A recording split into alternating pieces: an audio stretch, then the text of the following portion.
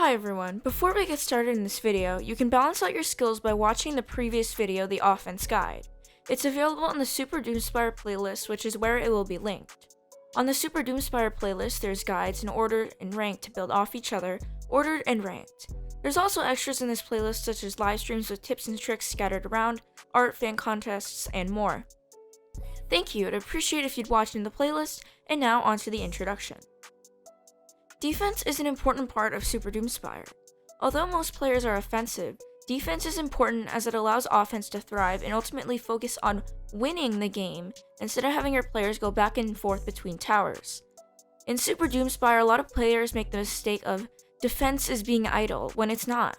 To master defense in Super Doomspire, it's your job to study your opponent's offensive tactics and find tactics of your own to refute them as such. In this video, you'll learn how to protect your base, players, and yourself in Super Doomspire.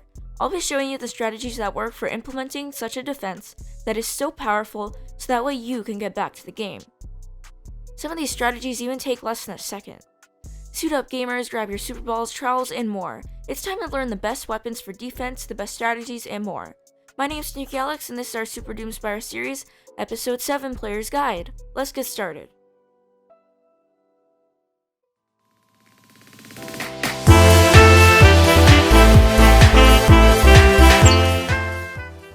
Yo, what's up Nerd Squad and welcome back to another video. Before we get started, make sure to subscribe for this Roblox drama, news, tips and tricks, and more. Don't forget to turn on the bell so that you never miss out on one of my videos, which are uploaded once to twice a week. In today's video, I'll be teaching you Super Doomspire defense. This video will be organized into 3 parts.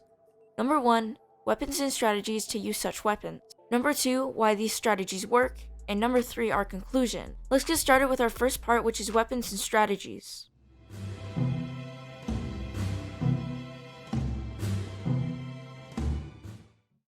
We will be going through every game mode except the VIP game modes in chronological order. The game modes in Super Doomspire include Classic, Infection, 2 Teams, and Roundcat Rally. Let's first start with the game mode Classic. In the Classic game mode, the goal of the game is to essentially destroy all the towers, therefore destroying the spawn bases. Each Doomspire has 14 spawns, which are basically the tower of the game. Let's go through our first strategy. Strategy 1, defend the top of the tower. This is known as zoning, where you attempt to control a zone. The top of the towers is where people spawn usually and is one of the places where it is essential to have control of what is a full overview to defend. This strategy works in 2 teams as well, but is better for Classic. The best weapons to use are the Homerunner as of its recent buffs. However, please keep in mind that you should be more in a medium of a skilled player to use this weapon. By controlling the perimeter, the batter up buff that was added in the recent update makes it so that way your power is gained by over 150%. Best ones to use on this are bridge type maps like Take Galaxy Ruins, etc., where the map can ultimately be changed at any second. Take advantage of your map. Another great weapon to use at the current update is the rocket. With defense, you do not want to aim for a long range in Classic as it will take ages to hit, and then by then your opponent would have moved. For defense, use a bombardier type weapon or a laser cannon as of its decent range and 2-way firing. Therefore, it causes some of the best damage in the game and one-hit KOs players if you are in a decent range. The reason why the rocket is so buffed is because there's nothing you can really do to combat the weapon that much. The only way to combat rockets appropriately is by reflecting them back, which we will go on further in the Roundcat section. To reflect the weapons to defend yourself, simply just slice. However, do keep in mind that swords have a bit of inconsistency to them, etc., so try and aim yourself on the 4th slice as the 5th and final slice of the sword aims in a straight direction. It may be harder to reflect the rocket back as usually a slice aims from left to right and left again. Thirdly, take advantage of your super ball. The super balls that you should use are the normal skin or the ones that are heavier, not the lightest ones. The reason I say this is because the knockback on heavier and lighter super balls is super effective when defending the top of your tower. Super balls can hinder your opponent vulnerable. The way to practice on super balls is because they reload fast and aim fast, so the key is to spam them towards your opponent's direction. Once your opponent is knocked down, make your way over to your opponent in the middle of the square and knock them out with either A, a Homerunner, or B, the laser cannon. What I also recommend for the defense weapons if you do not like using a weapon with a bit of slow time is a normal sword or a heavier sword such as Greatsword. The Greatsword knockback is great for knocking off players and it's a bit faster than the Homerunner. It also provides mobility, so if you wish for that, you can trade the perks of the 150% knockback for this weapon, which usually has a very consistent knockback. Strategy number 2, defend the bottom of the base.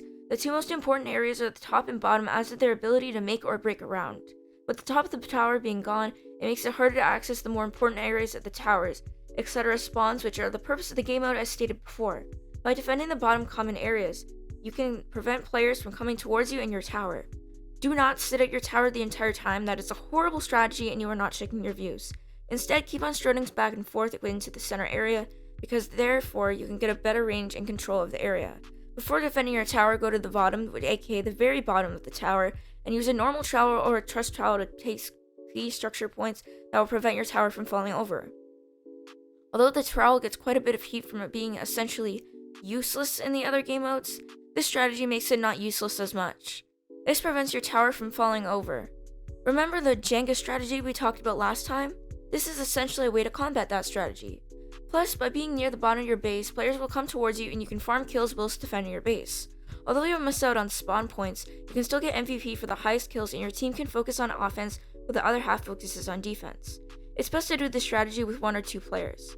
Weapons you should use are the Crystal Blaster, 1-hit KO and very fast reload time makes this weapon good to use. The Rockstar's knockback makes it very good for a defense weapon. In terms of slot number 2 swords, you should use the Great Sword because knockback uses it and makes it easier to defend base. Bombs can be effective if you use the remote denominator, which can be really helpful for placing those sneak attacks or placing a barrel. Strategy number 3, make a vantage point. Study the map that you're on. Classic, Lava, Jungle, Ruins, Galaxy, Snowfall, or Ocean. There's 8 of them with each unique properties. For the classic map, there is no bottom ground, so the best strategy to take is to defend the very top of your tower or your very bottom.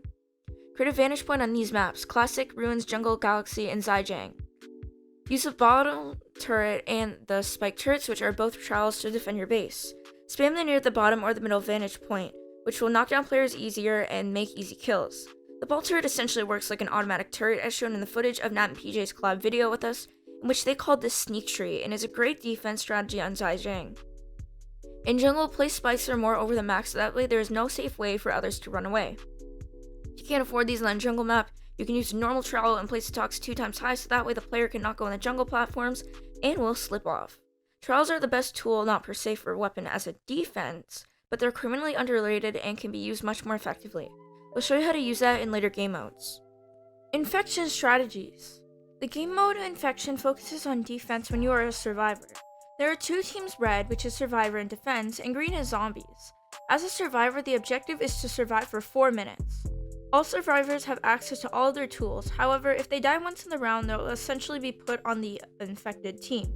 So as a survivor, you need to defend yourself. Here are the best strategies and weapons. Strategy number 1, pick heavy weapons. Because zombies are so fast, you want to implement a weapon that can knock them out quickly. The best weapons to do this are the Greatsword, Frying Pan, or Darkheart.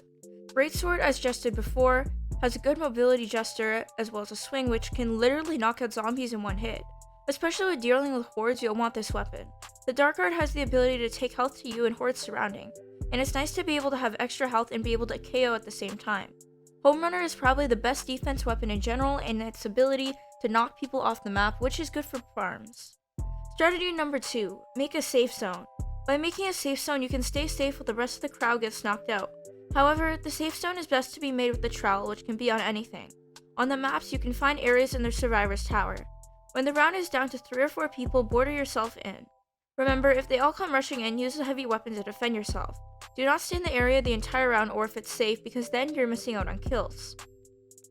The game mode Roundcat focuses on both a mix of offense and defense. However, defense is literally crucial to the round because once your cats go down, you go down.